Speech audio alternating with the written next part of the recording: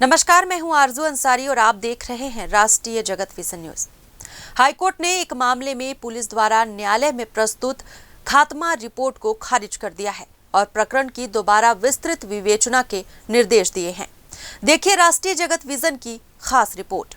कोरबा थाना कोतवाली क्षेत्र में दर्ज अपराध क्रमांक 1085/2020 धारा 420, 465, 467, 468, 471 भादवी के मामले में न्यायालय ने पुलिस द्वारा प्रस्तुत खात्मा रिपोर्ट को खारिज कर दिया है और प्रकरण की दोबारा विस्तृत विवेचना के निर्देश दिए हैं।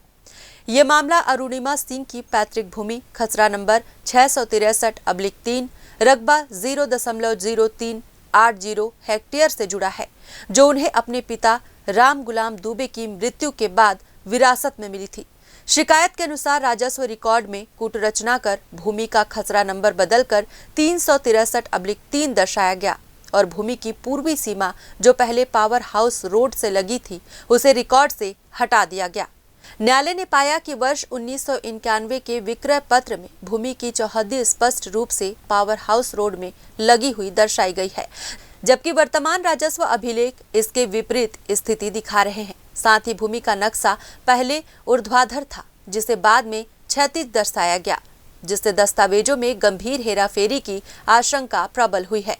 कोर्ट ने यह भी माना कि विवेचना अधिकारी द्वारा केवल राजस्व अधिकारियों के पत्राचार पर आधारित सतही जांच की गई है और आवश्यक बिंदुओं पर समुचित विवेचना नहीं हुई।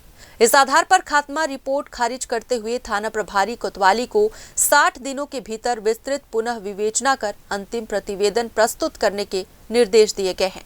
इसके साथ ही अदालत ने ये भी आदेश दिया है कि वृद्ध प्रार्थिया को थाना बुलाने के बजाय आवश्यकता पड़ने पर विवेचना अधिकारी स्वयं उनके निवास स्थान पर जाकर पूछताछ करें और उन्हें लिखित नोटिस जारी किया जाए।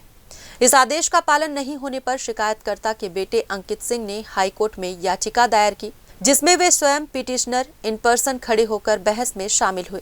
इस पर उच्च न्यायालय ने पुलिस अधीक्षक कोरबा को स्वयं उपस्थित होकर जवाब देने के निर्देश दिए हैं।